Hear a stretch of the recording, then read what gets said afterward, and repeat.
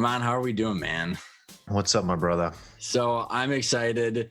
I was on your show yesterday. Well, recorded on your show yesterday, and I will almost kick it off like you did too. We were sitting on a chairlift and the entrepreneur retreat up in the mountains of Utah and at Powder Mountain.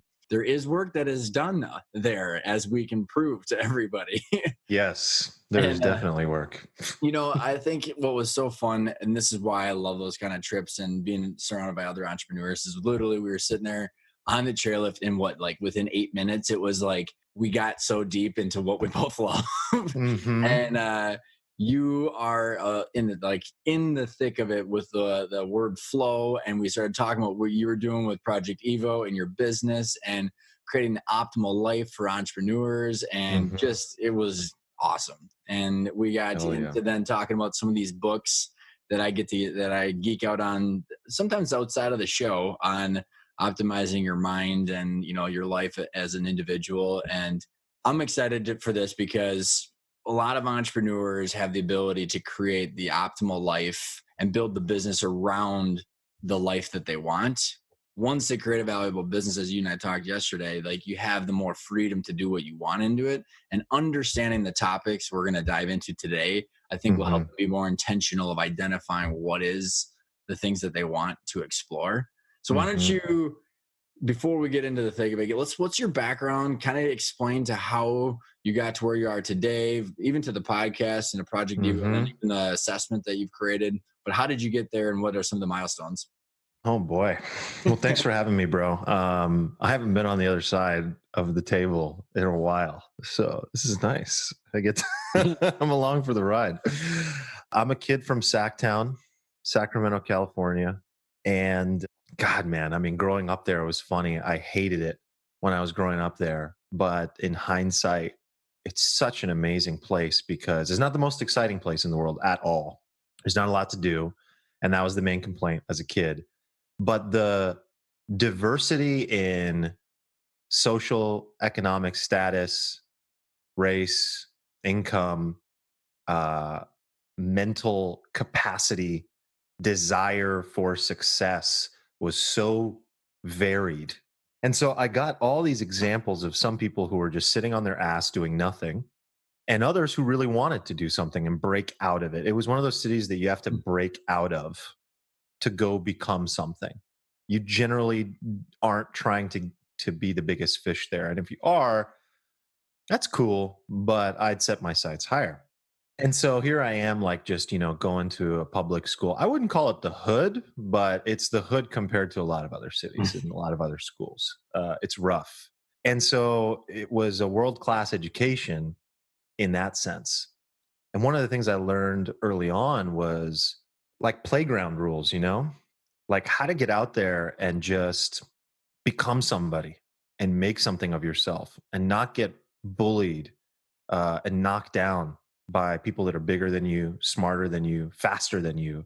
So everything became pretty competitive. I wanted to be the most athletic. I wanted to be the strongest. And you kind of have to because, like, I don't know, some kid might pull a knife like at school. Like, it wasn't unheard of at all. Or you just get knocked out, Like especially true as a survival, boy. yeah. Yeah. So, like, I got into fights all the time, and I didn't shy away from it either. Like, it was one of those things that just started to become part of my identity, and I had to just learn how to get somewhere. And I'd say another milestone in my life was just family stuff in general. It wasn't easy for me. I grew up in a pretty broken household. I have an amazing mom and dad. They're both awesome people in their own right, but just weren't for each other. And so it was a really, really, really painful, bad, ugly divorce. I was 8. And, that just kind of led to lived with my mom, saw my dad on the weekends, and just had to learn how to become independent, become a man very quickly. I will say though, like, I was the kid that if the adults were having a conversation, like before all this, even I had like, they'd be like, go to bed, go away. And I just couldn't. I wanted to be part of the adult conversation. Totally can relate I to that. loved like, why are they arguing about politics? Like, what is it that they don't want me to know? Like, why am I not at the table? What makes them so much better or different? Like, why am I not capable of being at the table? So, it's funny when you do these things sometimes, like the way, for me, I speak to discover what I know oftentimes. And I got that from a quote by Flannery O'Conner, who says, I write to discover what I know, which is also what I do. I journal, I write, creative writing to discover what I know, because this is a real time process I'm going through to understand my own psyche. So, anyway, so there I am, like trying to get involved. And I think it's because I again wanted to have an insatiable curiosity to understand big picture stuff like we've talked about. This is why you and I were like, Yeah, exactly. Exactly. So that was there. And then it was like, well, become a man. So I skipped a lot of childhood stuff, a lot of it. And I just started working. Like by 8, 9 years old, I was like hustling to just do odd jobs in the neighborhood, making cash.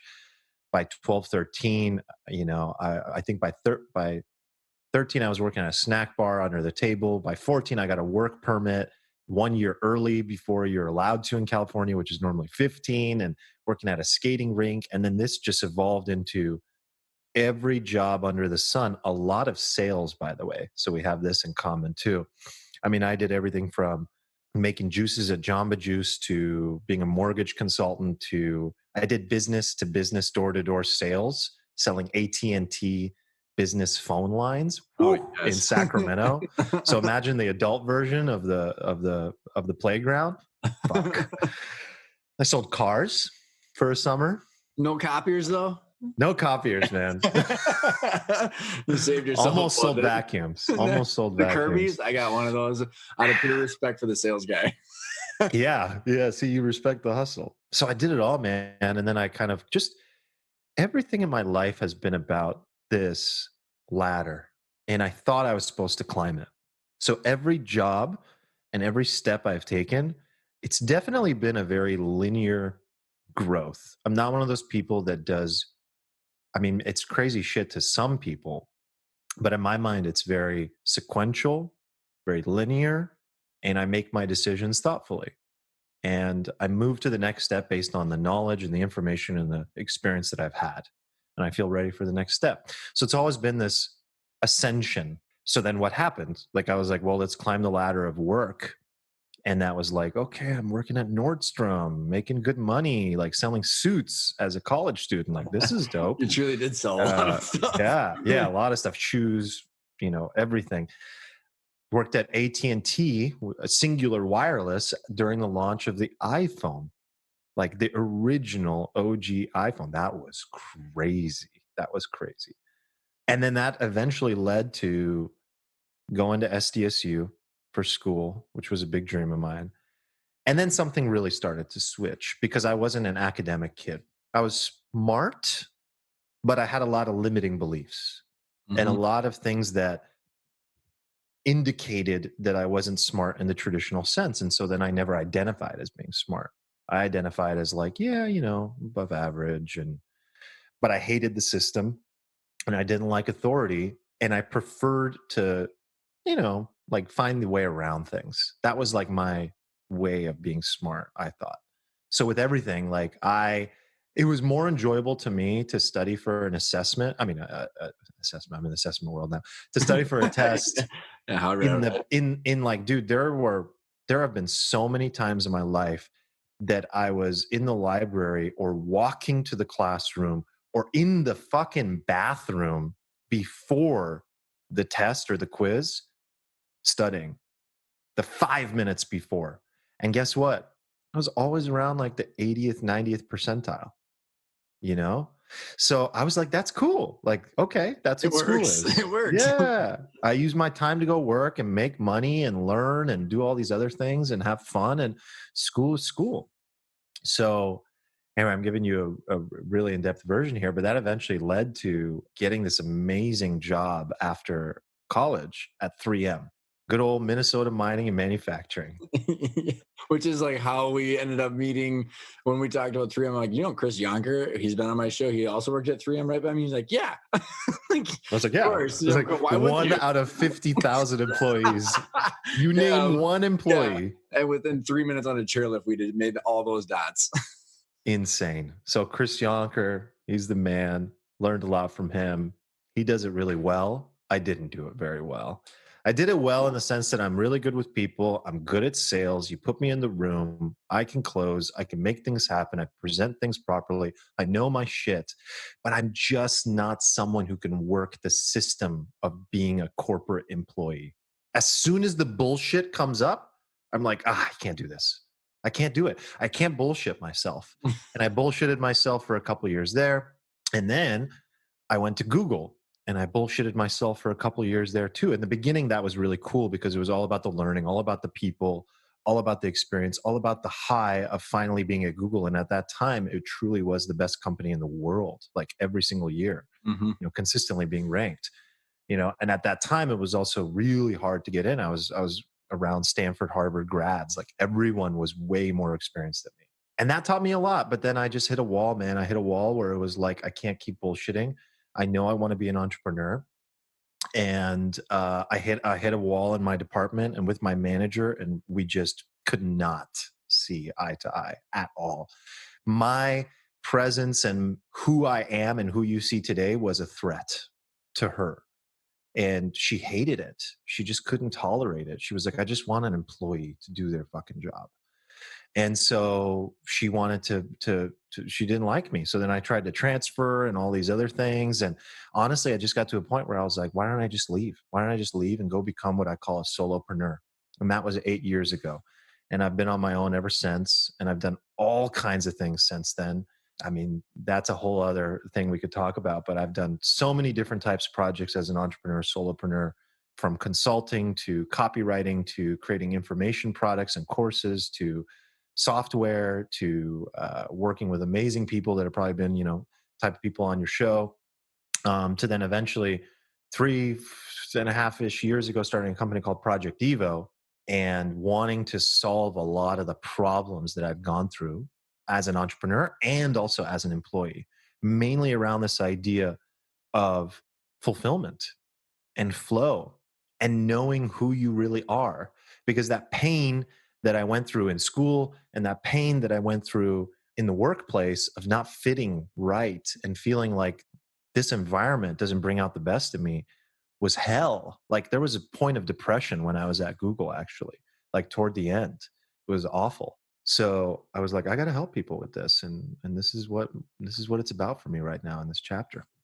So, and I think what really synced up for us when we were chatting, and I want to I'll put a couple pins out there or pinpoints, and we can dive into different ones. Is this terminology flow? People have heard me talk about it on and off on the show, but I think we can dive further into it. And then this fulfillment, and so a couple things, Arman, as we dive into this. One is that I think entrepreneurs and just as a business owner, so many people get into it because they, just like with you or with me, there's a problem in the marketplace. You jump into it to solve the problem because you're creative, you're a hustler, you're an engineer, you're whatever the driving force is, Mm-hmm. and you can handle authority, whatever it is. But those things and those passions and whys, the why becomes this driving force. Then you have to build this business, right? And hopefully have it be Yeah. sustainable too. But as a lot of entrepreneurs that I have gotten to know, you evolve as an individual over time. Your business might not evolve with you. And that's where this whole Yes. EOS, visionary versus integrator, and so there's this whole challenge of wanting to be in flow. So there's a challenge when you sell your business to not be able to create that. You and I talked about that on your show, and we can dive further into that. So how do you identify what this is, and how do you identify where your flow is? And then Mm-hmm. another question I would have that I'd love to dive into is, as you evolve as a business owner and you want to continue to challenge yourself and continue to create that flow, your business might not follow you as well. So I think there's a challenge a lot of entrepreneurs have where they create this cage around them, this machine that they don't want to be a part of anymore. And Mm-hmm. I've heard countless stories of I woke up and I felt like I had a noose around my neck, so I had to sell. And it was Mm. just like, we want to Mhm. try and avoid that. And so if we can, through this conversation, help identify what does that look like? How do you identify what your strengths, weaknesses, your fulfillment is before you pull the damn ripcord and sell the cash flow Yeah. machine that you own? Yeah. Mm. Okay, so flow and how to avoid the noose moment. Ooh, I like Look, flow can be described in a lot of ways, and as we know, our boy, the great Mihai Csikszentmihalyi, is the one who really popularized this. And this is essentially positive psychology, which is also a modern take on psychology. And psychology goes back to psychoanalysis and Freud, and looking at people like Jung, Carl Gustav Jung, who was a student of Freud's. And there were things that people, especially in the world of psychology, cognitive psychology, they loved and enjoyed about the work of Freud and Jung. And there's a great saying out there that the work of Freud is so integrated in society without us even realizing it, that all that's left are the mistakes. And so we often hear about Freud this and Freud that, and Freud fucked up this, and he's talking about this and that. It doesn't make sense today. But the rest of it, 90+% of it, is how we operate our lives, especially around things like who we become and where our emotions come from. And then there's arguments about, do our thoughts drive our emotions, or do our Mhm. emotions drive our thoughts? And this is where Martin Seligman and Mihai and people like that come in, and they have their own you know, Yep. Yep. step on top of this that they're providing. But look, for me, flow is the optimal state of being. Flow is about supreme presence. And where I come in my work, and again, here's me in the moment, where I'm adding to this conversation and hoping to really make a dent is that flow is personalized.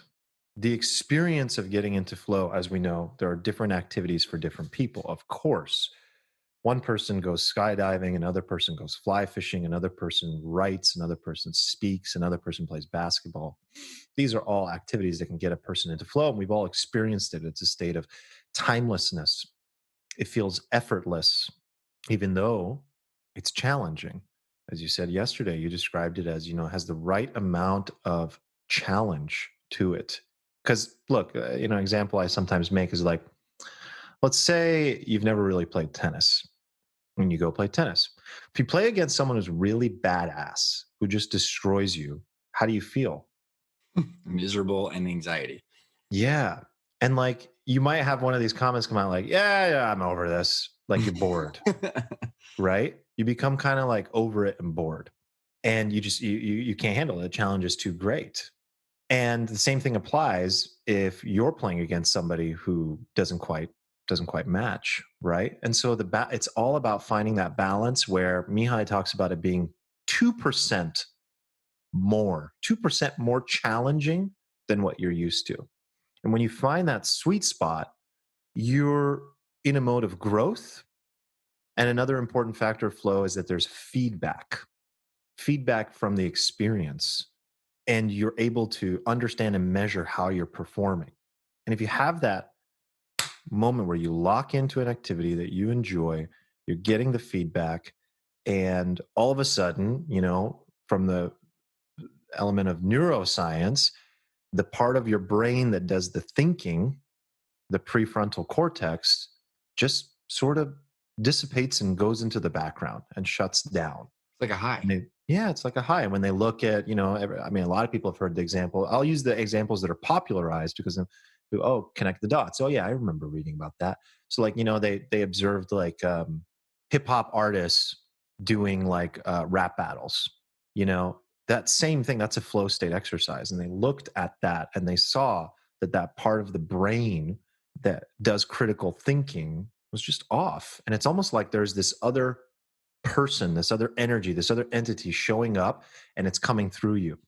Flow, to me, is also a deeply, deeply creative and arguably spiritual experience. When we experience flow, we feel like we're finally ourselves. There's this knowing that this is where we belong. And we keep asking ourselves, ooh, how do I get back to that? How do I get more of that? Then you become like a flow junkie. So, That was super helpful. And here I want to set I want to set the stage because my listeners have heard about my 5 principles. I talked to them about them on yeah. your show, and Pat and my partner and I have really dove into it. What was interesting, honestly, Arman, is before I created the 5, there was 6, and the first one Ah, had to do with flow, and it was like when I do this presentation, I could be like, people are like, "What in the hell is he talking about?" So mm, I actually eliminated out of it. But like, I want to explain my thoughts on this, and I want to hear yeah. your feedback on it because I believe, given the context that you just set perfectly, is that as a business owner, the reason that there's like people have problems with exiting and they're so miserable afterwards, or they want to get out because they're no longer in it, is that like a business as a mechanism or an organism can help create this world of flow almost better than anything else out in life besides maybe a sports situation for an athlete. Right. Because Yeah, if you especially if think, you're an entrepreneur. Yeah. and I think in the reason, and there's a lot of other creative ways that artists could be, but I'm thinking about specifically for entrepreneurs because you have challenges. So if it's 2% more, you're always, as an entrepreneur, you can kind of wake up and do what you want every day, right? So you end up going into places that create this feeling, right? So you're going into places that you like and that Hmm. you can grow incrementally. You tend to avoid shit you don't like, which is a big problem when you're trying to build a machine that's worth a lot of money. But if Hmm. you're neglecting things or not hiring away those things, so you're growing in areas that provide a little bit of challenge. The feedback mechanisms are insane. Like the dopamine that you Hmm. get from the balance sheet, winning customers, winning the revenue, getting the sale, opening up products or locations or whatever it is, you're just constantly getting feedback on how well you're Big doing. time. And it becomes this derivative of your identity. Like everything around you is like this result of who you are. And so, Yes. like, when I think about like the people that I've interviewed that have netted insane amounts of money and are upset, it's because they literally like fired half their life or their identity. Mm, If they haven't articulated and become intentional about what creates that feeling, mm, it's they've it's almost like an addict that doesn't know they're an addict, and then they're all of a mm. sudden they're going through withdrawal and you can't go back. An addict can actually pick up the bottle or pick up the drug or whatever it is, but once you sell your company, you can't unless you recreate this situation outside of it.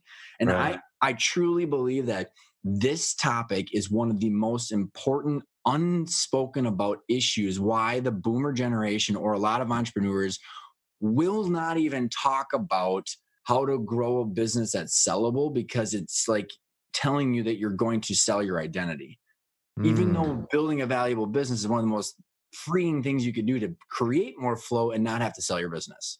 So like I said a lot there, but I don't know what your thoughts are about being an entrepreneur and creating this situation to Yeah. and avoiding or identifying how to avoid the new situation. No, man, I'm really glad you're bringing it up, and I definitely have a personal experience here in it. And I will say this to start: it's like it is a challenge worth tackling and making an everyday focus to be intentional with this exact thing that you just described.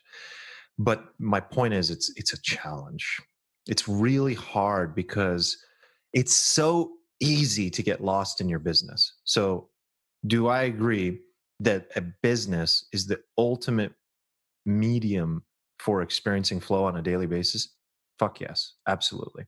It really is. The high, there's nothing like it. You can lose yourself and you can set this business up to literally feel like the exact environment that allows you to do all of the things that only you do best, where it's timeless. So you're waking up every Yeah, day totally. and it's just like, you don't care if you put in 14, 15 hours. And these are, by the way, the people that seem to have a sense of unlimited energy. And this is maybe making it a little bit overly simplified, but one awesome measure is just, is this energy producing or not? Is this taking energy or giving energy? When you find yourself in an activity where you can seemingly do it for hours and hours and hours and hours and hours on end, there's something happening there. I was listening just last night to something that blew my mind. I'll share an example. I was listening to Hugh Jackman talk to Tim Ferriss. And I've always been fascinated by that dude. So I listened and he got really emotional talking about telling his kids, don't settle.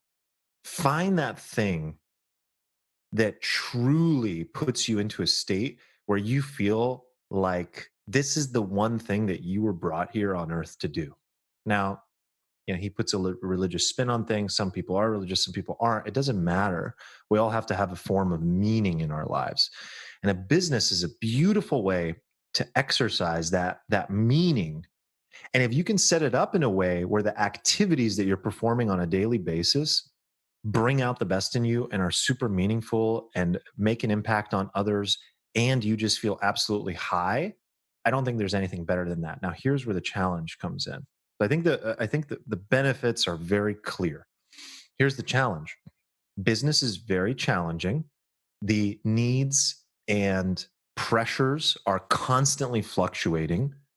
One of the hardest experiences of my life was building my company, Project Evo, from the ground up, everything from a Kickstarter launch to setting up e-commerce and just stepping into an arena that I'd never been in before. I built an app, set up subscription, tried to figure out SaaS, a lot of different things. And it was super, super challenging, but very enjoyable. Now, here's where things went wrong. And here's my cautionary tale for people. And to answer that question of how do we address it so that we don't wake up one day and go, how the fuck did I get here? Get me out. Okay. Yes. And again, it's hard.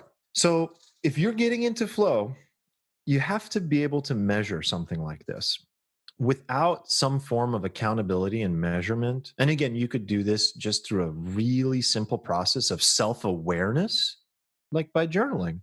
When you wake up in the morning, I do something called morning pages. I learned from Julia Cameron in a book called The Artist's Way. It's all about creativity. Not really business related, but it kind of is, because a lot of business, I think business is creative. It's a creative enterprise. So I do morning journaling. That self-awareness moment, like, what am I looking forward to? What am I not looking forward to? What is starting to consume me? That's one way to do it. Another way to do it is like straight up, quantitative data. Like, some people are nerds about this stuff. They sit down and they look at their business and they look at their life categories and they go, well, let me see if I'm aligned. And there are tools for this. I swear to God, you can probably Google right now, am I aligned? Am I living my purpose? And you'll find some free 3 million hits. Yeah. yeah, you'll find some free PDF that you can fill out every day to score yourself to create that self-awareness. It's the same thing. All of it is there to just provide a level of self-awareness. Am I on the right track? Because here's the thing about flow. What it's all about is supreme presence. In order to create that presence, you have to be doing an activity that gets you into flow, right? But there's another aspect to it. It's not just about the present. It's also about the aim. It's about the future. When our life has meaning, we feel like we're moving towards something that is meaningful and has a purpose toward it. And that North Star can change. It can move. It's okay for it to move. But as long as you're staying true to it and you're in the driver's seat, then you can continue to experience flow every single day. The moment that you find yourself in the passenger seat and the problems of the business are outweighing your individual desires or your individual requirements to stay in flow, you start losing and you'll start to feel miserable and you'll start to feel like, but I have to. And then you become you become trapped. So what happened to me is I became trapped in a role called Chief Executive Officer, which meant do everything. And if you can hire a person to do it, great. If you can't, whatever. And then here's where flow is personalized and we need to understand ourselves and why assessments and personality type is so important. You have to understand who you are. If you understand who you are, you can watch out for the the areas where you might be susceptible. So like one area that I'm susceptible, and I know this because of my assessment, the Evo Elements assessment, that I'm a relational architect. And as an architect brain type, I'm always going to be the one that takes responsibility for things. I'm very dependable. I work the hardest in the room, and I'm probably going to be the workaholic in the room. But guess what? everything that everyone else doesn't do is going to fall onto my lap, and my pile of stuff keeps getting bigger. And that's my job to set proper fucking boundaries. But because I don't know how, and I have this brain type that I've developed a character, I've developed a personality. It started at a young age. That's me. By being aware of it, I can set proper boundaries. But when you're not aware of these things and who you are, all of a sudden you find yourself trapped. But then you also have the opposite side of that coin. Well, what are my strengths? What are my superpowers? And what should I be spending my time doing? So, all of these things in combination, by the way, that's why I created an assessment so that I could understand how to get into flow, who I am, and watch out for the areas of my life that I know I'm going to be challenged.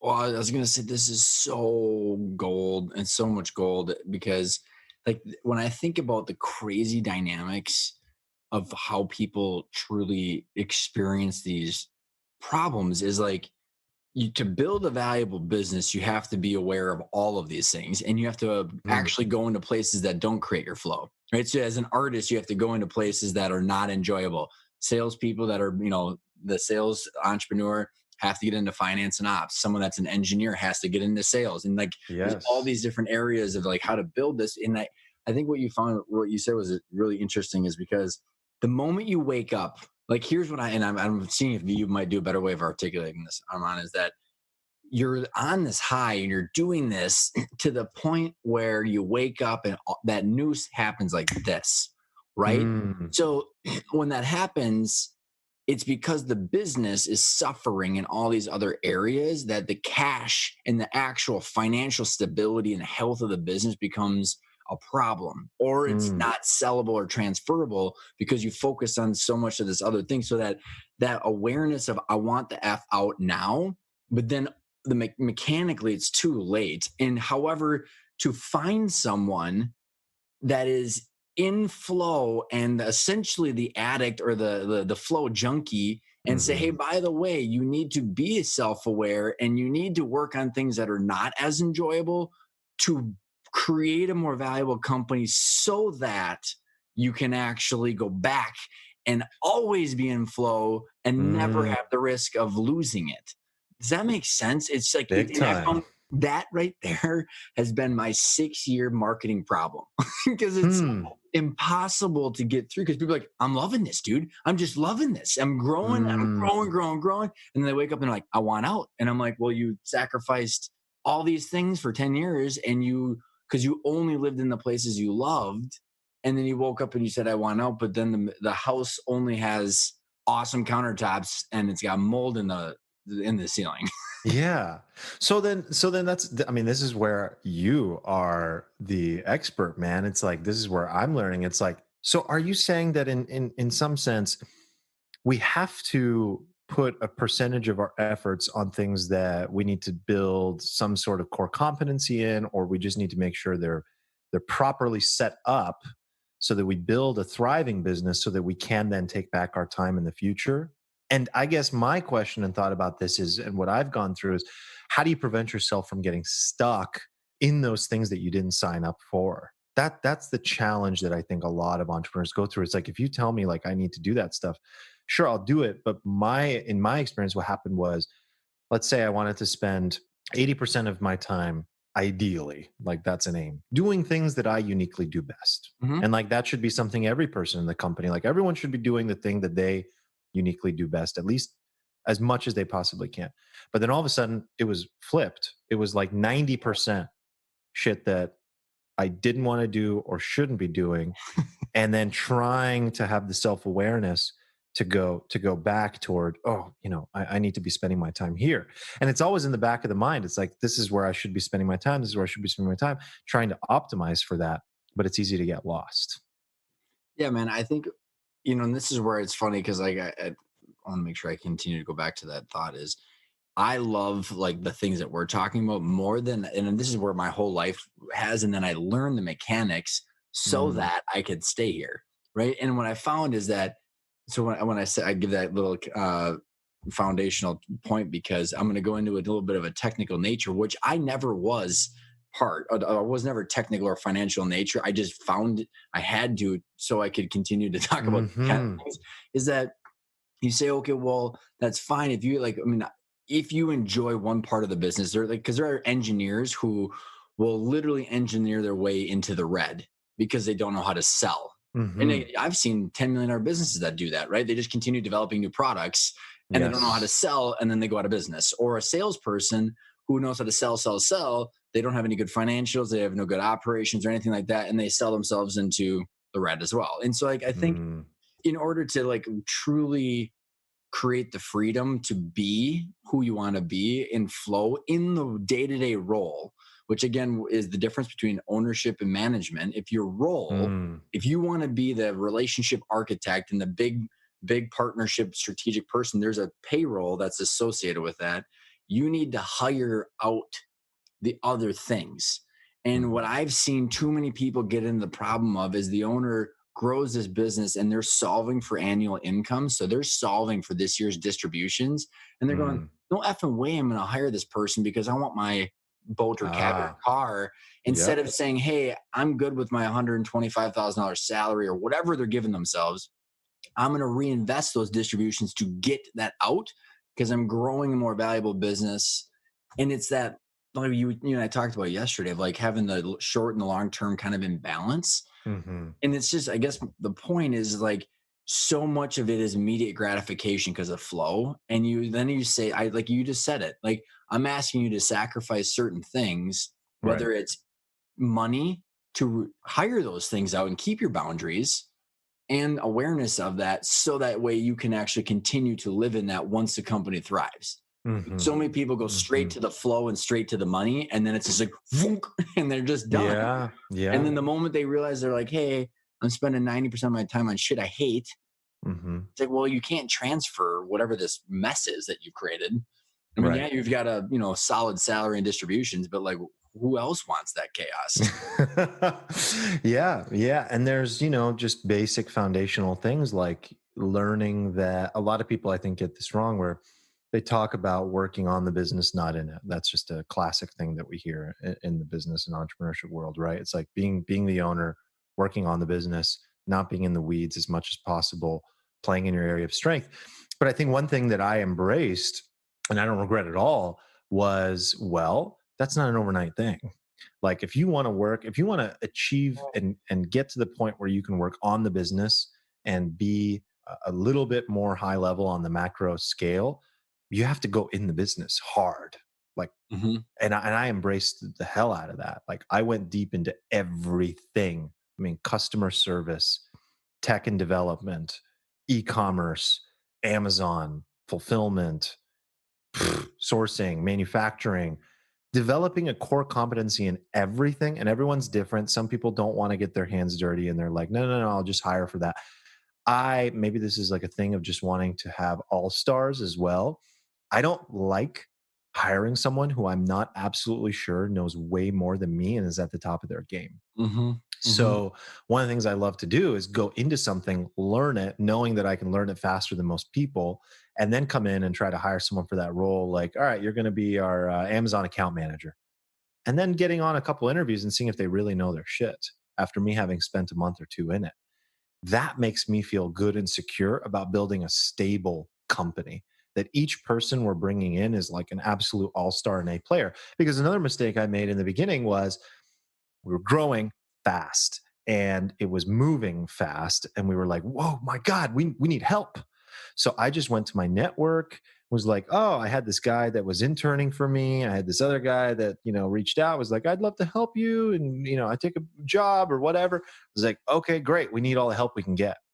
But then those people get locked in and they're part of the vision now. And all of a sudden you find that they're creating bottlenecks and they're making mistakes. I mean, some of the mistakes that we had happen in our company were like $50,000, $100,000 mistakes in the first year. That was like, oh, like I was losing my mind. I mean, literally in one day, you know, mislabeling of a product coming from China that cost us, $75,000 to relabel, resticker when it arrived to US or something like that. And another one was like an international shipping mistake or whatever for our e-commerce product.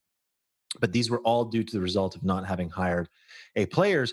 Then what happened with me is I went, oh shit, hired the wrong people. I've got to go in and clean up this mess and take over these roles. So then all of a sudden I found myself in way too many roles again, taking on too many things with that thing in the back of my mind of like, well, what do I really do best? What really gets me into flow? I have that in my sights, and I'm going to make sure I work toward that again.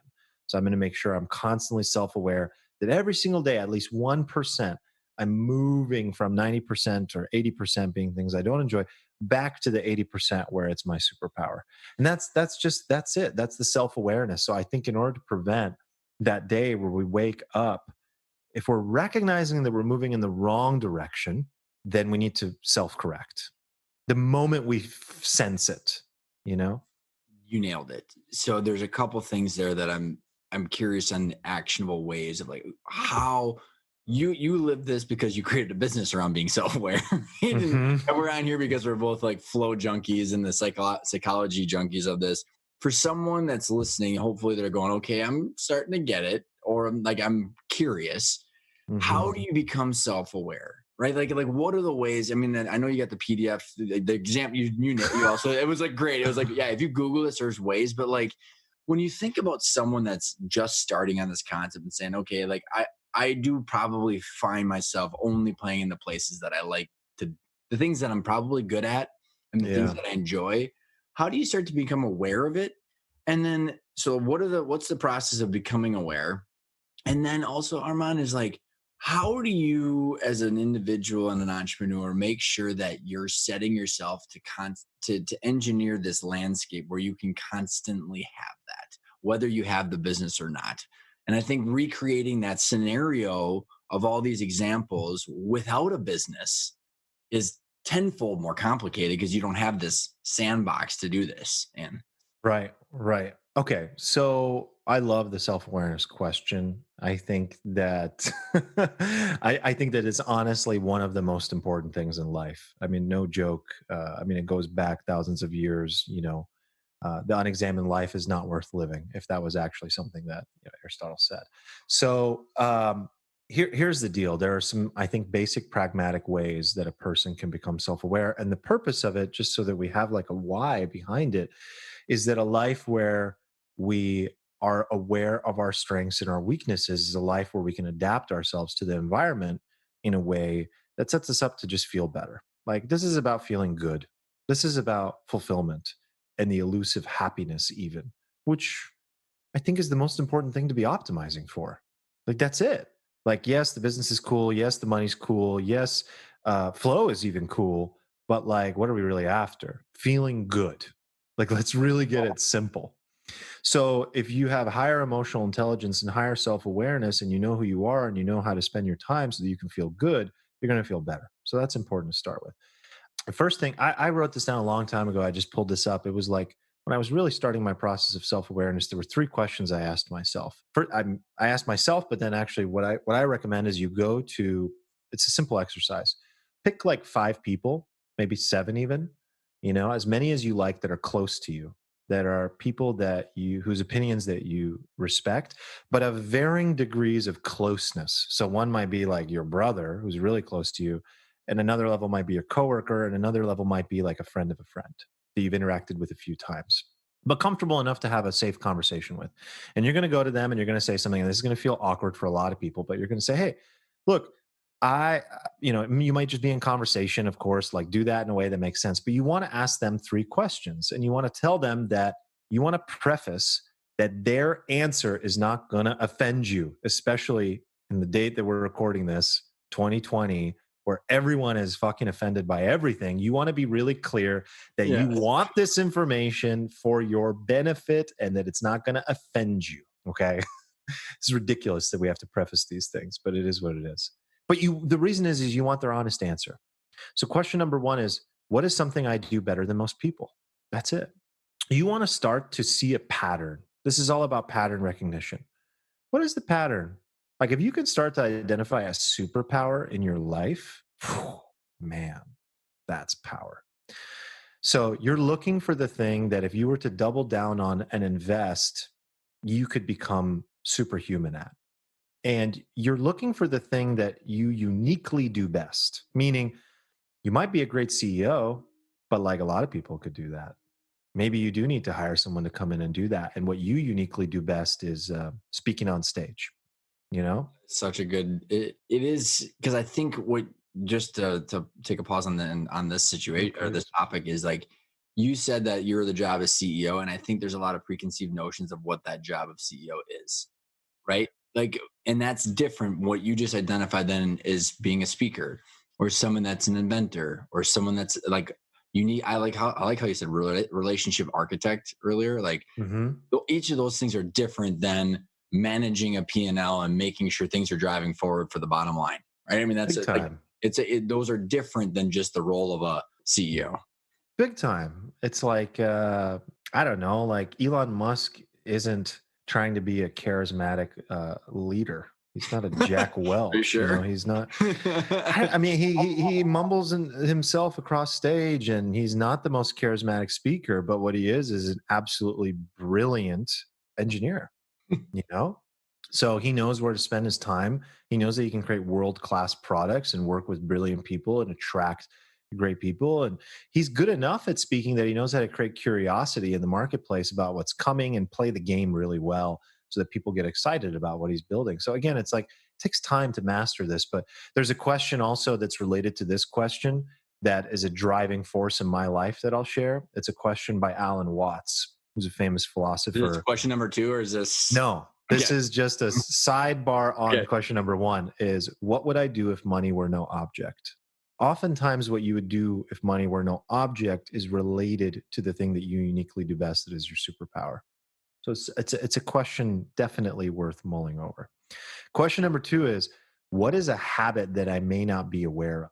This is where it gets like, oh, I'm Oh happy boy. telling you what you do best, but like, are you sure you want me to tell you that you bite your nails, that you speak over people, that you don't listen well, that you are too soft, that you don't have good boundaries? Like, I want to know. Do you want to know? I want to know. I want to know what people see. Because look, it's like hiring a coach. It's that simple. And if you ask seven people this question, Oh boy. you can find some good stuff. I mean, you said, "How can I become self-aware?" I'm It's sure. like, I'm sure you could find more than 5 to 7 that would answer that second question too. yeah, Yeah. yeah. And if you create a safe environment for them to answer it, where you're not going to be offended, it's awesome. So this is it can be positive. It doesn't have to be negative. You're not basically telling them, "Oh, it's a bad habit." You just want to see, are you aware of it? And chances are you're very aware of it. Most of the time, we know ourselves better than anybody else does, right? We know our habits, but it helps to hear somebody else say it. And, we can then decide, is this useful or not? And what it does is it's also a, you know, push on the self awareness meter. It's You like, now have a okay, there I lens go. to be able to be aware of that you're doing it. Yeah. And then finally, question number three is how would you describe me to a friend of yours? The reason I like to ask that question is because it's a nice pat on the back sometimes. Sometimes we just don't see ourselves accurately. We often don't. You might have come across like viral videos and things like that, or, where you see people like, I don't know, I saw one Jay Shetty did one time or something. It was like people just hating on themselves and just being so negative. And then he's sitting and talking to the sister. What do you think about your sister or the friend? And it's like they think they're the most unbelievable person. They're so beautiful, so smart, so this, so that. We just don't see ourselves accurately. It's important to, especially entrepreneurs, business owners, leaders, you're probably really self-critical. And so it's important to have a proper sense of identity. And it's a really huge cognitive hack, actually, because you might have heard about like kind of loose things like, you want to have like a vision of yourself and you want to manifest things. I'm not big on that stuff. What I'm big on is like identity, because when we have a clear version of our identity, we will meet it, we will show up to be that person.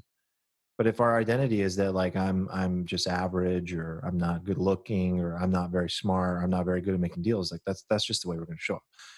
That those are just three very basic questions. The other thing I would do is I have a free quiz, like I have to mention, it's just so valuable. The brain type assessment. Brain type assessment's been taken by close to 1 million people. It'll give you your brain type. This is all around self-awareness and how you uniquely think. and how you see the world. That's what it's going to show you. And we just gave that away. And there happens to be a planner, like I mentioned, the e-commerce business that I run, that supplements it. But all you really need to start is this awareness of your brain type. There's 4 brain types: the alchemist, the oracle, the architect, and the explorer. And knowing that and understanding, is my core nature internal or external? Am I abstract or concrete? How do I engage with people? What are my weaknesses? It just gives you all this self awareness. So, super, super powerful. It's helped a lot of people. And just Google brain type assessment and Put the link in the Project Evo. yeah, Yeah. put the link in the show notes. And I think why this is so important, Armand, is that the doing this while someone has a business, has the employees, has the customers, has the cash flow, and saying going through those questions in the safe space is like, you do not have to, I'm trying to think of how to put this, is it is not totally integrated into the role of CEO, right? Like, I mean, we have these roles. There's the CFO, the COO, the VP of sales, and then you've got the CEO and then the owner. And like Hmm. you just described things of like, as a business, as an entrepreneur who is the owner, like, where do you want to spend your time that gives you the flow? And it may or may not be one of those roles, Right. and it's okay. That's the thing that I want like, it's okay, and it should be okay with all your employees and all the different people that are around you, where and it's okay to hire away from that. And I don't know if you've got any experience, and if you don't, it's okay. Is like, I see so many problems with the entrepreneur trying to replace themselves because they're trying to replace these characteristics when Hmm. truly you just need a CEO, right? Like, they Right. don't have to be the relationship architect. It's like, no, you just need someone that's going to drive the books, do the mechanical things, and also be a Yeah. good person, have a good culture, but they don't have to be uniquely you that you're replacing. And I think a lot of people have that Yes. preconceived notion that that's what they're trying to look for, and you're never going to find someone like that. I'm doing it right now. So I am literally right now looking at like a bunch of different deals and working on bringing in or hiring or bringing in or partnering with someone who can come in and be the CEO and handle the majority of operations and allow me to do what I do best. And I always have known in the back of my mind what I do best is this is part of it, like going out and connecting and educating and talking about these topics that matter, that can actually make a difference in people's lives. I want to build, I want to be an evangelist for the ideas, right? Not necessarily the daily operator. I mean, I'm not an integrator. I'm a visionary. Like that's another simple quiz people can do. I think was like 97, if I remember how that one works correctly. It was like 97% visionary. And like the integrator, though, it was interesting. It was still like in the so to give an example of like how we get trapped, it was still like 70, but it Mm-hmm. was like 97 visionary, but like 70 integrator. Why? Because I have certain skill sets that allow me to be a pseudo integrator. You and So I it's are easy for me to similar get trapped. Like, personalities. you put a spreadsheet in front of me, I'm like, fuck. You give me a inventory analysis. I'm like, ah, but can I do it? Yeah, I can put my mind to things and do it. And I have that architect brain type that is very linear and organized. Ooh. So I'm not a scattered guy. I'm not abstract. I'm like pretty concrete, pragmatic guy. And so if you put something concrete in front of me, I'm going to be like, all right, let's figure it out. Let's organize this. So it's easy for me to be an integrator, but I'm going to feel very challenged. Um, but absolutely, man. So just to wrap that point is like I am working on that because I know that it's interesting, this question of the what do you uniquely do best. You want to know what people have been telling me lately, unsolicited? So they've been listening to my podcast or being my guest on my podcast or various things like that, or even before my podcast. It's funny things. People have been telling me that I have a nice voice. I'm like, okay, I don't do anything there. So that was for years before I ever started a podcast. I would get like women, especially my wife knows this, don't worry. They would tell me like, can you like read me a bedtime story? Your voice is so soothing. It's like, what the hell does that mean? I don't I even mean, know what to do with that. I would second that for sure. Call me up, bro. Yeah. Call me up. But I've known like a driving force inside me is like, I love people. I want to connect with people. I want to learn from people. I've always wanted to do a podcast. I've thought about it for 8 years. I finally did it a month ago. Flow with Arman Assadi. And I'm getting all these people being like, you are very unique in the way you get people to open up in the conversations you've had, especially some of the conversations I've had with like psychologists and people who've been through trauma and stuff, cancer. I had one the other day, getting them to open up and talk about how they find flow. Man, they're like, that's just, it's your superpower, man. And I've heard like over the last few weeks, like superpower, and unsolicited. I'm like, okay, like there's something there. So obviously I enjoy it.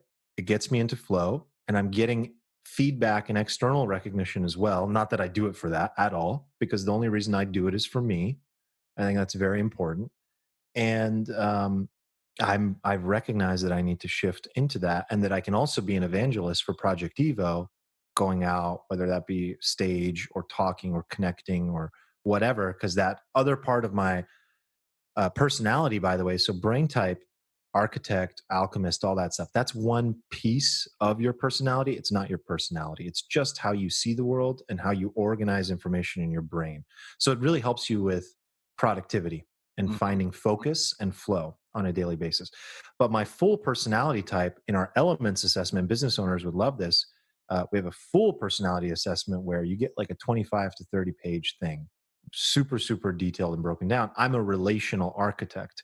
So it gives you the other piece of it. Are you a determined, architect? Are you a strategic alchemist? It gives you the whole spectrum of who you really are. When you combine that and when you start to step into that, that for me has been truly life changing, because what I'm doing is I'm shifting to align with my true nature Mhm. and what gets me into flow and what makes me feel aligned.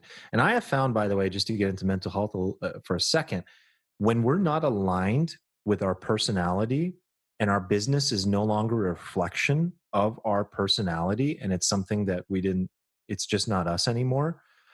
Depression, anxiety, stress, which is like a precursor to that, Mhm. all hits. And when that starts to hit and take over, man, it's hard to get out of. It's hard to get out of.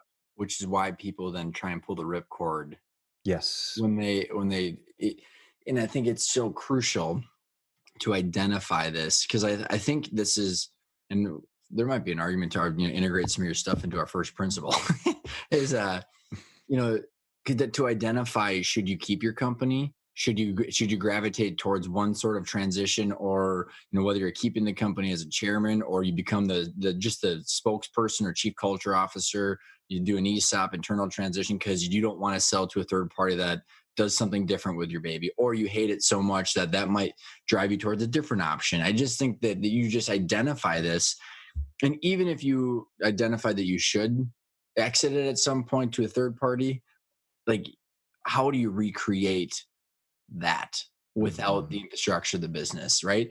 And without taking all the insane risk. If you take some chips off the table, don't do it with as much risk. You know what I mean? Like, do it in a way where, like you said, the money's less of an object, so you can hopefully engineer that outcome, whether it's leadership, creativity, or whether it's Mhm. speaking, or all those different things you can do without a business, or you can do it with your business. It should just steer some of the direction. And I think being aware of that, and then being aware of the finances, like what you and I talked about yesterday, you can align both of those things. And Mhm. once you become aware of it, it's going to take time to fully optimize the choices and the freedom, but you have to be aware of both of those.